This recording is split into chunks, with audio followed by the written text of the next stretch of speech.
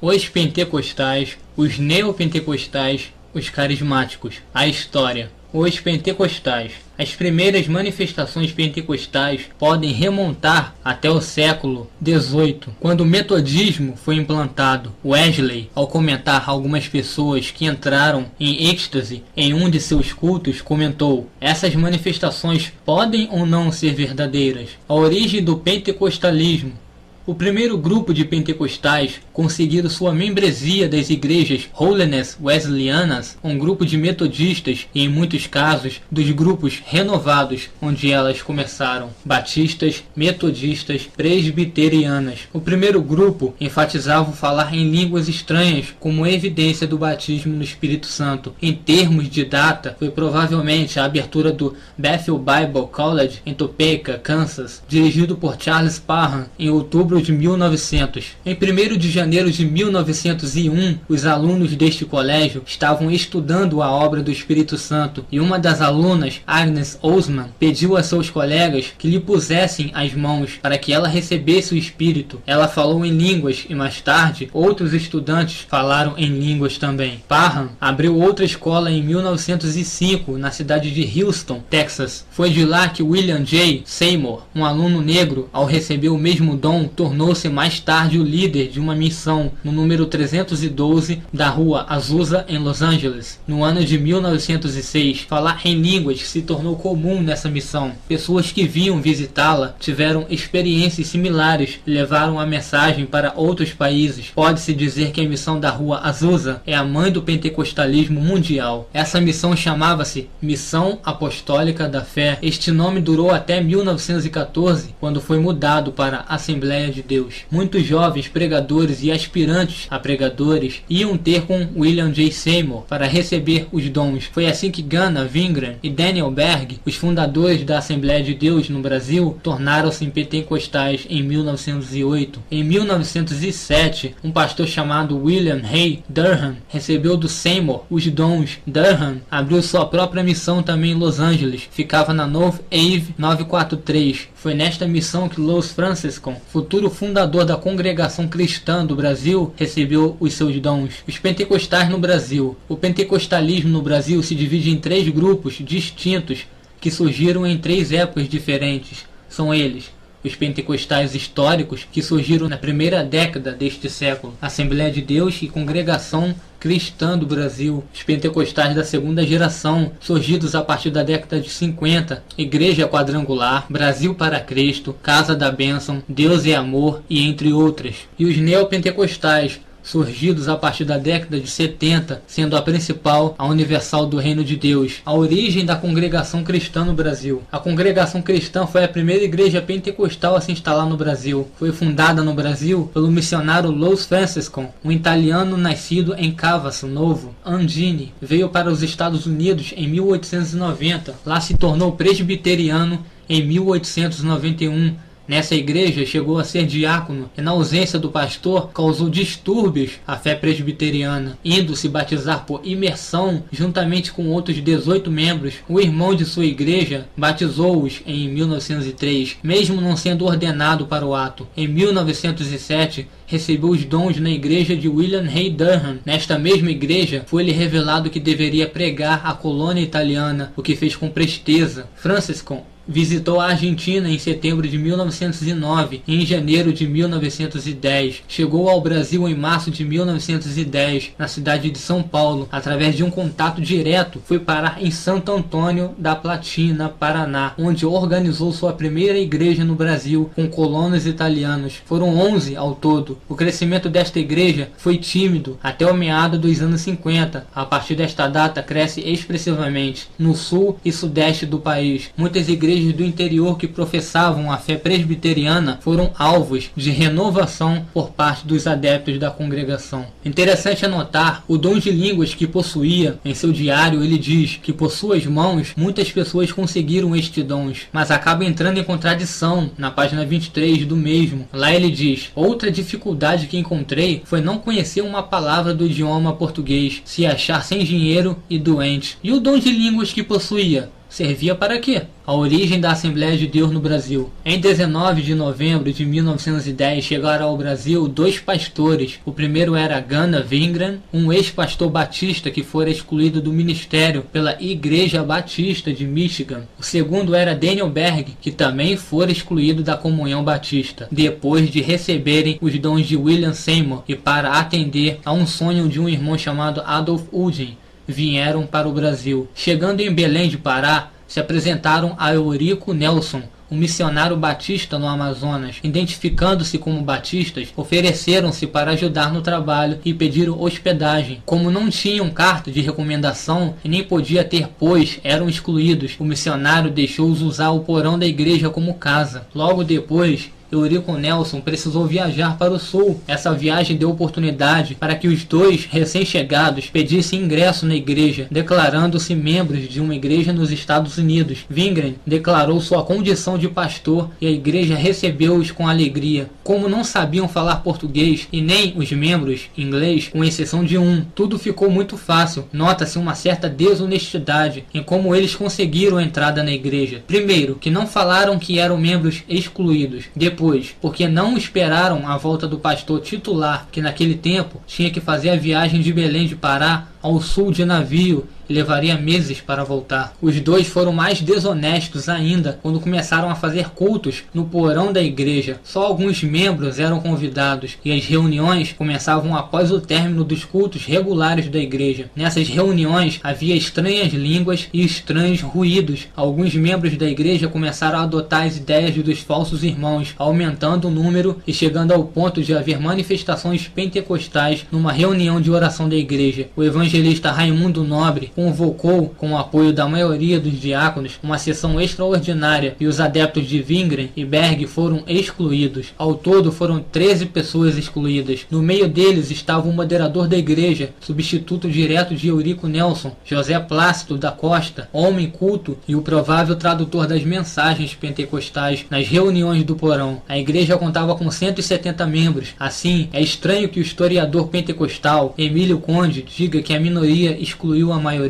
Wingren e Berg não pararam por aí, continuaram a fazer o trabalho de proselitismo dentro das igrejas batistas. Percorreram o Brasil inteiro na busca de novas renovações. Pode-se dizer que em muitos casos foram bem-sucedidos. Ao invés de pregarem para os não crentes, iam pregar no aquário, onde todo mundo conhecia Jesus, e o mar lá fora estava cheio de pessoas precisando de Deus. O próprio Wingren afirma em seu diário que, por onde íamos, buscávamos nas igrejas e nas casas dos batistas infundirem o novo batismo. Este novo batismo constituía de doar aos crentes já convertidos o tal dom de línguas. Nisso, Wingren também entra em contradição na questão dos dons de língua. Ele considerava-se o doador dos dons de línguas a muitos crentes. Pois bem, na página 34 de seu diário, ele relata: agora, com esforço, começamos a estudar a língua e durante esse tempo participamos dos cultos da Igreja Batista. Por não termos dinheiro para pagar as aulas, Daniel teve de conseguir um emprego na fundição. Ali ele trabalhava de dia, enquanto eu estudava o idioma. Depois eu lhe ensinava de noite o que aprendera de dia. Assim, com esforço, aprendemos o português. Esse foi o mesmo erro de Franciscan. Que dom era esse que não foi usado para o fim que a Bíblia deixou? Pois em Atos 2 diz que as línguas faladas pelos apóstolos coincidia com a necessidade de cada ouvinte. Romano ouvia em latim, grego em grego, e nenhum dos apóstolos tiveram que entrar na escola para aprender idioma nenhum. Em 1911, os 2 fundaram a Missão de Fé Apostólica, que posteriormente mudou-se de nome para a Assembleia de Deus. Cresceram muito após a década de 50 e são hoje o maior grupo de pentecostais no Brasil, chegando a mais de 3 milhões de adeptos.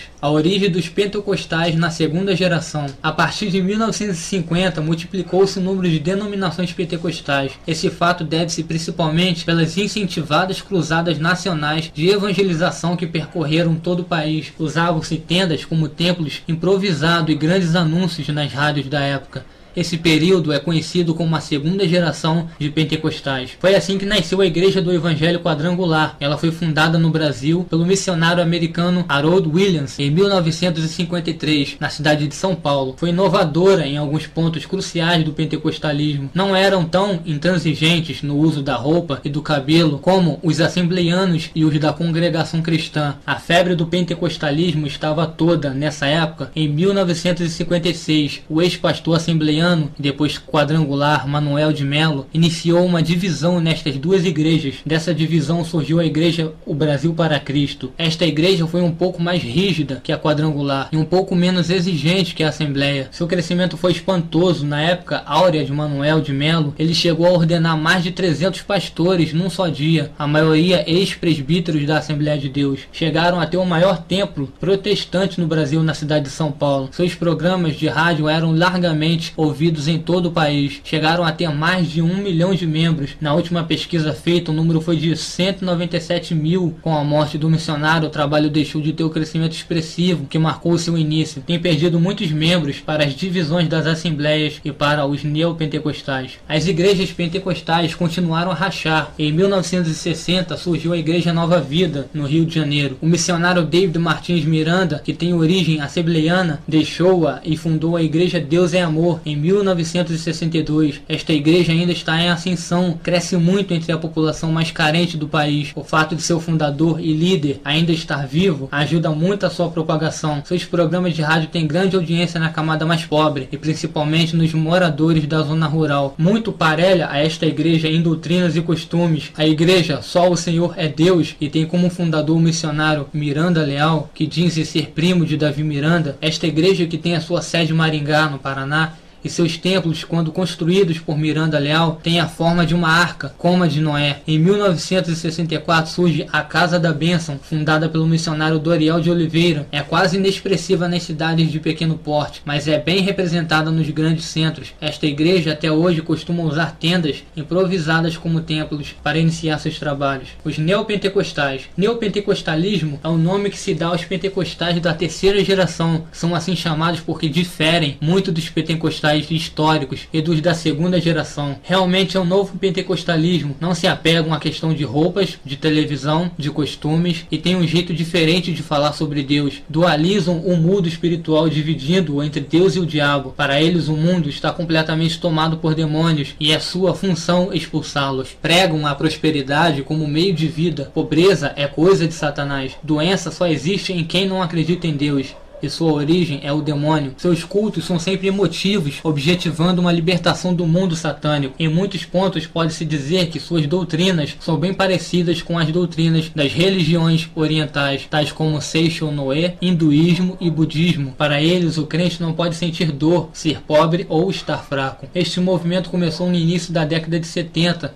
Seu crescimento deve-se muito aos programas de rádio e televisão, nos quais, devido ao anúncio de curas e milagres, tiveram uma grande audiência. Seus ouvintes e telespectadores geralmente são recrutados para dentro de suas igrejas. O sistema de testemunho é forte e isso certamente encoraja outros a tomar o mesmo caminho. No Brasil, a maior igreja neopentecostal é a Universal do Reino de Deus, IURD. Já conta com mais de 2.000 templos em todo o Brasil e é a terceira maior igreja evangélica do país, ficando atrás apenas da Assembleia e da Cristã. Fundada em 1977 pelo bispo Edir Macedo, tem procurado estabelecer um sistema episcopal como católico. Possui um forte esquema de comunicação, que é sem dúvida o fator de peso na divulgação e crescimento de seus trabalhos. Depois da Universal, a maior igreja neopentecostal no Brasil é a Igreja Internacional da Graça. Esta igreja foi fundada em 1980 pelo missionário R.R. Soares, no Rio de Janeiro, na intenção de imitar o trabalho de Kenneth Hagin, um dos maiores apresentadores de igrejas televisionadas dos Estados Unidos.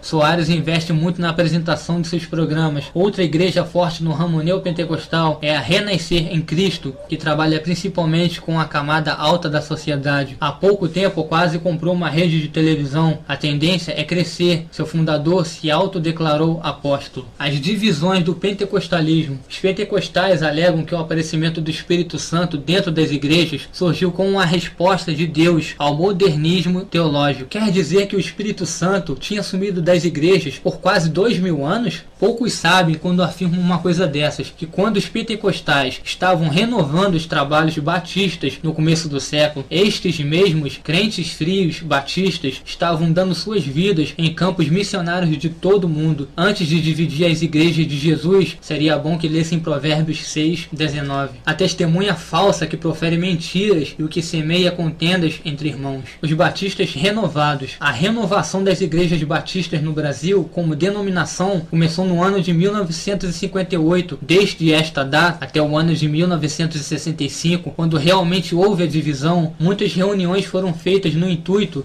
de evitar o racha nas igrejas batistas de todo o Brasil. O iniciador do movimento divisório nas igrejas batistas do Brasil foi um pastor da Igreja Batista de Vitória, da Conquista, chamado José Rego do Nascimento. Era um grande orador e logo conseguiu fazer fileiras e conquistar algumas pessoas de nome para o seu movimento. Foi o caso do pastor Enéas Tognini, pastor da Igreja Batista de Perdizes. Essa união de forças levou o caso a ser analisado várias vezes. Houve muitas reuniões de um comitê organizado para este fim, formado por 11 membros, buscando uma solução conciliadora para a questão pentecostal dentro das igrejas batistas. A decisão estabeleceu que a atuação do Espírito Santo na vida dos crentes se faz através de um processo chamado santificação progressiva, que manifestações emotivas, por mais sinceras que sejam, não podem ser apresentadas como um padrão a ser seguido por todos, que a ênfase dada à doutrina do batismo no Espírito Santo tem causado reuniões barulhentas, carregadas de emocionalismo e provocado manifestações de orgulho espiritual, bem como proselitismo de crentes que não adotam tais ideias. Isso aconteceu em 1963. Em 1965, ao realizar-se a convenção em Niterói com 3.035 mensageiros, as preocupações maiores era a grande campanha de evangelização marcada para o mesmo ano. No plenário, mais uma vez, surgiu o problema da renovação. O presidente, vendo que isso atrapalharia a campanha, pediu que a questão fosse resolvida no ano seguinte, porém a intransigência dos reavivalistas foi tanta que precisou ser resolvida naquela convenção. Decidiu-se então pela exclusão da comunhão às igrejas renovadas. Só naquele ano, mais de 300 igrejas se rebelaram e tiveram que ser excluídas. Juntas formaram uma convenção, a qual denominaram Convenção Batista Nacional, ou seja, Batistas Renovadas Pentecostais do Brasil. Assim, pela primeira vez, houve uma divisão entre os batistas brasileiros como um grupo. E por último, os carismáticos. O movimento pentecostal iniciado em 1900 por Parno conseguiu invadir todas as denominações antigas, batistas, presbiterianas e metodistas. Até então, falar em línguas era para os pregadores pentecostais, uma resposta de Deus condenando as denominações tradicionais. Todos os grupos renovados que saíam de suas igrejas originais condenavam os que não aceitavam o pentecostalismo. De repente, o mundo pentecostal teve uma surpresa. Essa surpresa foi a chegada dos pentecostais católicos ou carismáticos. No início de 1960, explodiu a mania carismática nas antigas denominações episcopais da Califórnia. Seu líder principal foi Dennis Bennett de Van Nuys. Um discípulo dele, John Stone, espalhou o seu ensino através de revista Trinity entre os anos de 1961 a 66. Por esse mesmo período, Larry Christensen liderou o avivamento carismático entre as igrejas luteranas nos Estados Unidos. Em 67, foi a vez da Igreja Católica Romana formar seu grupo de carismáticos. Tudo começou num retiro de universitários na Universidade de Duquesne, Pittsburgh. Houve muitos que falaram em línguas naquele retiro. O primeiro grande líder dos carismáticos católicos parece ter sido Ralph Kiefer. Em fevereiro de 67, ele levou a mensagem carismática para a Universidade de Notre Dame e muitos alunos e professores falaram em línguas. De princípio, tanto os pastores pentecostais como padres católicos condenaram o mais novo movimento pentecostal. Na verdade, os padres até tinham uma certa razão, pois era um ensino totalmente contrário às doutrinas do Vaticano. Já os pastores pentecostais condenavam mais por ciúme. Afinal, a grande vantagem de falar em línguas, que foi a bandeira dos pentecostais por mais de 6 décadas, estava agora na boca dos católicos. A diferença dos carismáticos com os pentecostais é, primeiro, que eles se renovam e permanecem nas suas próprias congregações, enquanto os pentecostais históricos dividiam as igrejas. Os carismáticos usualmente pertenciam à classe média, são separatistas, urbanizados, de tendência ecumênica e pluralistas em sua teologia. Já as igrejas pentecostais clássicas eram originalmente constituídas de operários e eram barulhentas em seus cultos. Na questão de barulho, os carismáticos atuais já alcançaram seus primos pentecostais clássicos. Os carismáticos são idólatras e os pentecostais não, tirando algumas exceções. Algumas igrejas pentecostais cometem atos de idolatria, se prostrando a arcas e a imagens. Os carismáticos católicos só conseguiram o agrado do Papa, não o aval, em 1975. Neste ano, o movimento reuniu 10 mil carismáticos em Roma. Num pronunciamento ecumênico, o Papa Paulo falou simpaticamente à Assembleia. Foi uma vitória ao movimento carismático. De princípio, João Paulo II não aprovou muito o movimento, mas atualmente ele é favorável, principalmente porque os carismáticos já se organizaram em quase todo o mundo e no Brasil. O movimento está esparramado em quase todas as suas paróquias. Para dizer com mais sinceridade, é um movimento carismático que está conseguindo deter o movimento pentecostal e neopentecostal na América Latina, que aliás é o grande reduto católico do mundo. A grande pergunta é: estavam certos os pentecostais de condenar o movimento tradicional? Que dizer de um movimento que separou a igreja? Que dizer de um movimento que em 80% dos seus cultos são barulhentos, às vezes dando até polícia? E que dizer dos moveres de línguas estranhas, agora usada por católicos, que em grande maioria, não todos, são idólatras?